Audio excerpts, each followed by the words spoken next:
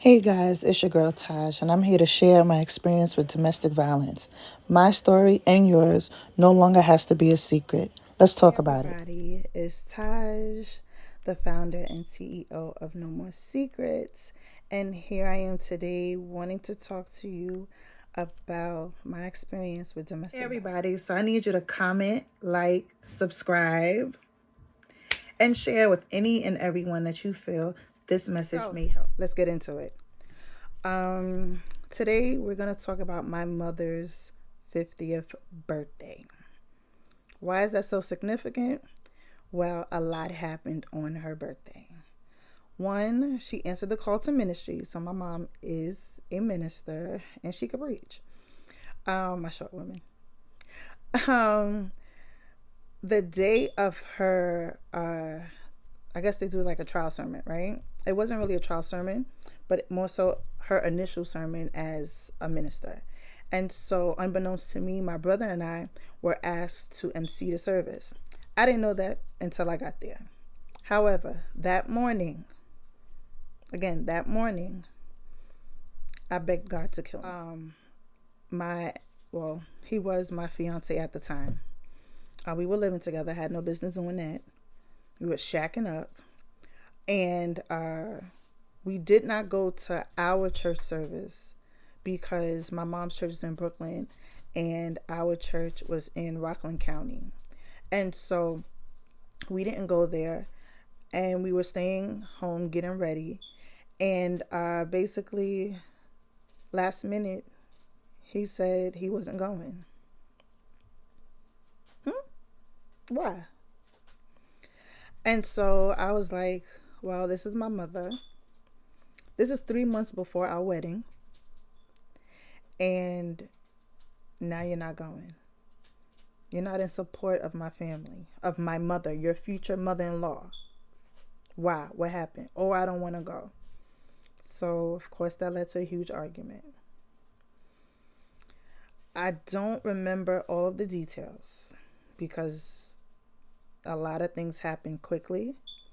But what I do remember is I was in a fetal position on the kitchen floor. And somehow, some way, he had a combination lock in his fist. And he was hitting me in my stomach with it. I've never been hit like that before. All I could hear was a clicking internal sound. I did not go to the hospital. But guess what I did do? I went to my mother's initial sermon. Because if I wasn't going to do anything else, I was going there. And after the fight, after the altercation, again, he changed his mind and all of a sudden decided to agree to go. So here we are on our way to Brooklyn. We lived in Jersey at the time. On our way to Brooklyn, I get to my mom's church. And everybody's happy to see me. Woo woo. And it's like, yeah, Taj, we need you and your brother to MC the service. And I'm like, what? Nobody knew that I was in pain. Nobody knew that I was in excruciating pain. The most pain I have ever felt in my life. And I did it. No painkillers. Nobody knew except for me and him. Me and my brother emceed the service and even did a family praise break together, right? And I guess they thought my new shout was me holding my side.